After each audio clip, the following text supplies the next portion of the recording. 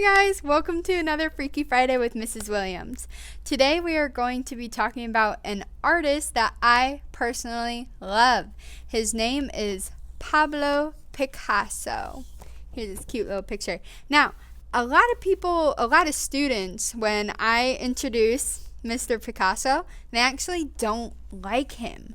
Because usually when you think of Picasso, you tend to think of something really weird like this, which I also love, but we're going to talk about this later. I want to start with Picasso's early life because maybe if you knew his backstory, then we would like him just a tiny bit more.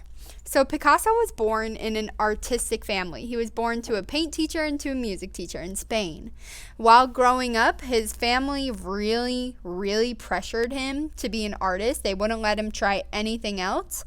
So by the time he is 12 years old, he sent in a college application to the Spanish equivalent of Juilliard, a really fancy, rich art college.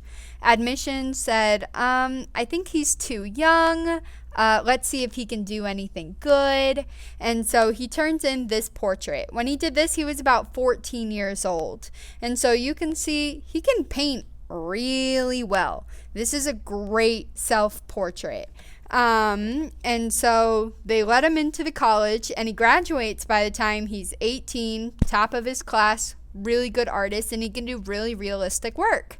He graduates, and then when he leaves, he realizes that he's sort of bored because he's spent 18 years doing the same thing over and over again. So he wants to create new art that the world has never seen before.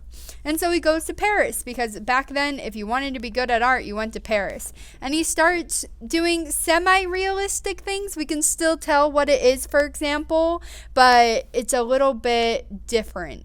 This is called the Blue Period, and so for a time in his life, everything had the same color of blue throughout all of his paintings. As he began to explore more and more with his work, it starts getting a little bit more abstract. That means we can tell what it is, like this is a woman looking up, but it looks a little strange. If you actually saw this woman walking towards you in the street, maybe you would walk the other way because she looks a little weird, and that's okay to admit. And again, this is a torso. And you can see that it's twisted a little. It's not quite shown to you in the right format.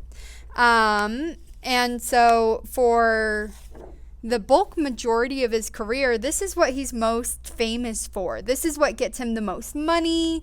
This is what he's known for, is taking things and breaking them apart and then putting it together. So it looks like a mishmashed puzzle when it comes to an artwork. So he's really good at these puzzle works. And he doesn't just do portraits of himself or portraits of other people around him. He'll actually speak out about issues or things happening in the world. In fact, this is a zoomed in picture of one of his most famous paintings called Guernica. Guernica is about the small town of Guernica that was bombed by military raid unnecessarily. And it was a very small, quiet town that had nothing to do with the military. They didn't do anything wrong.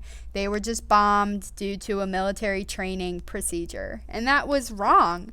And Picasso wanted to make sure that even though the town of Guernica was tiny and no one really talked about it, that it should be talked about in the news. Sometimes the media doesn't focus on issues that we should be focusing on. And so he wanted to highlight Guernica and say, hey, this is not okay to ignore. We need to pay more attention to this. Let's give this the attention it deserves. So he donates this painting in the middle of a big world fair in Paris, and it got millions of viewers. And so that is a little bit about Mr. Picasso. He was born in an artsy-fartsy family. He got into Juilliard and graduated by the time he was 18, and then he got bored in the world of art and started to do his own crazy little puzzled paintings.